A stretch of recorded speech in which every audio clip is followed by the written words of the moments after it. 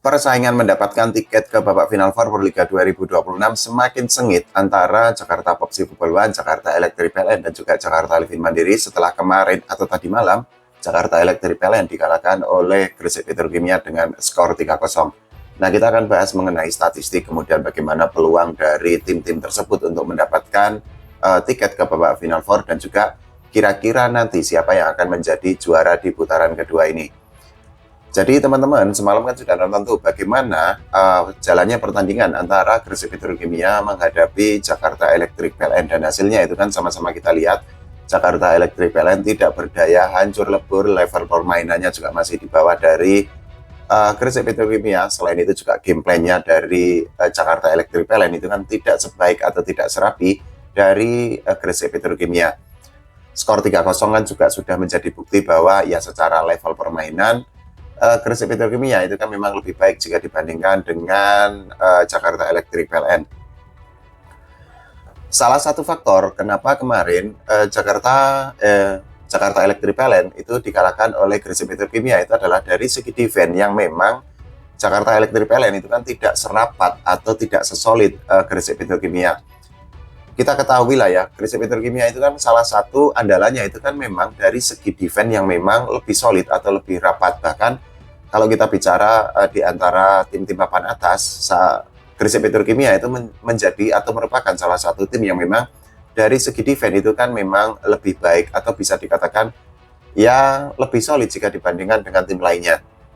Kolaborasi antara Medio Yogu, kemudian Yulis Indayani, kemudian Radita Ayu dan pemain lainnya itu kan juga menjadi trisula bagi Gresik Petrokimia, sehingga ya pelatih Coach Lodi itu kan sangat leluasa untuk mengatur strategi. Dan kemarin kan kita bisa melihat, tadi malam kan kita bisa melihat bahwa defense itu kan menjadi salah satu faktor kenapa semalam Gresik Petrokimia itu bisa untuk menghabisi atau mengalahkan Jakarta Electric PLN dengan skor 3-0.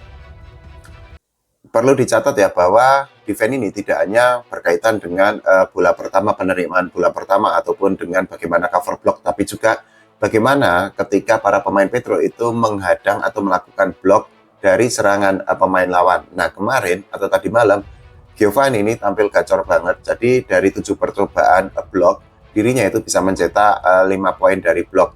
Ini merupakan sesuatu yang ya harus kita apresiasi sekali lagi, bahwa defense itu masih menjadi andalan bagi Gresik Petrokimia, terlepas dengan attack-nya yang semakin oke dengan adanya Ani Micem dan juga Alexandra Bichenko.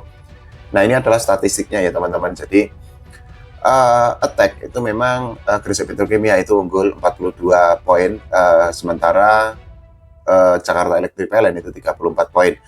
Dari segi blok, lagi-lagi tadi saya bilang Gresik Petrokimia itu mencetak 7 poin dari blok, 5 diantaranya itu didapatkan oleh Giovanni, sementara Jakarta Electric PLN hanya mencetak 4 poin dari blok aja.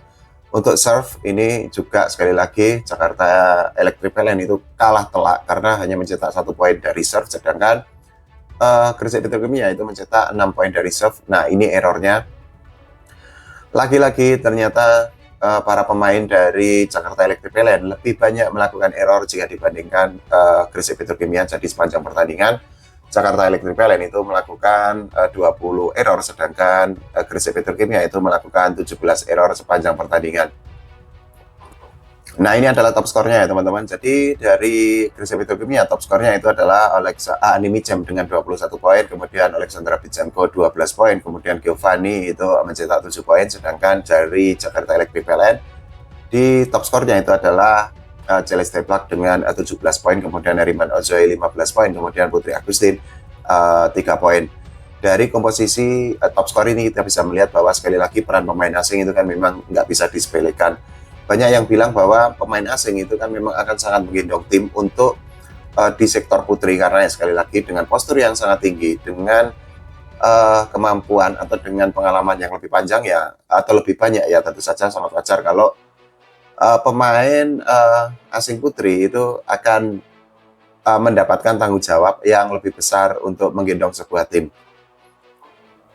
Nah, dengan kekalahan yang didapatkan oleh Elektrik semalam, ya tentu saja persaingan akan semakin sengit antara Elektrik, kemudian Popsivo, dan juga Jakarta Livin Mandiri. Sampai saat ini itu kan yang baru mendapatkan tiket ke Final Four itu kan hanya Gresik Petrokimia dan Jakarta Pertamina Enduro. Nah, nanti dua tim ini akan saling jegal untuk menentukan siapa yang menjadi juara di putaran kedua. Tapi beda cerita dengan Popsivo, kemudian Elektrik dan juga Livin, karena mereka saat ini itu kan di klasemen sementara Proliga 2026 itu kan saling puntit itu. Jadi di posisi pertama saat ini adalah Gresik Petrokimia dengan 26 poin, kemudian di posisi kedua adalah Pertamina Enduro dengan 24 poin, kemudian Elektrik itu masih di posisi ketiga dengan 18 poin, kemudian Jakarta Popsivo Poluan di posisi keempat dengan 17 poin, dan Livin Mandiri di posisi kelima dengan 16 poin. Tapi gini, Jakarta Livin Mandiri itu masih memiliki 2 pertandingan sisa. Jadi di hari Minggu besok mereka akan menghadapi Bandung BJP Tandamata. Kemudian di tanggal 1 Maret mereka akan menghadapi Jakarta Elektrik PLN. Nah, kalau bisa mendapatkan 2 kemenangan di 2 pertandingan terakhir, ya Jakarta Livin Mandiri hampir pasti atau bisa dipastikan akan mendapatkan tiket ke babak Final Four. Tapi juga hal itu belum bisa menjadi jaminan kalau meskipun Jakarta Livin Mandiri saat ini sedang dalam tren yang sangat positif. Karena apa? Ini yang perlu diingat loh teman-teman, bahwa Jakarta Livin Mandiri itu masih harus menghadapi Bandung BJP Tandamata, dan kita harus flashback ke tahun 2025 kemarin. Karena apa? Saat itu Bandung BJP Tandamata itu menjadi tim yang menggagalkan Jakarta Livin Mandiri untuk melangkah ke babak Final Four Proliga 2025. Nah, apakah hal ini akan terulang atau tidak, akan dejavu atau tidak? Ya, ini menjadi PR tersendiri bagi Jakarta Livin Mandiri. Semoga tidak ada tekanan, semoga tidak ada beban dari Yola Yuliana dan kawan-kawan. Karena kalau ternyata kalah, ya akan semakin berat lagi. Meskipun memang persaingan juga masih harus melibatkan bagaimana hasil yang didapatkan oleh Jakarta Popsivo Poluan dan juga Jakarta Elektrik PLN.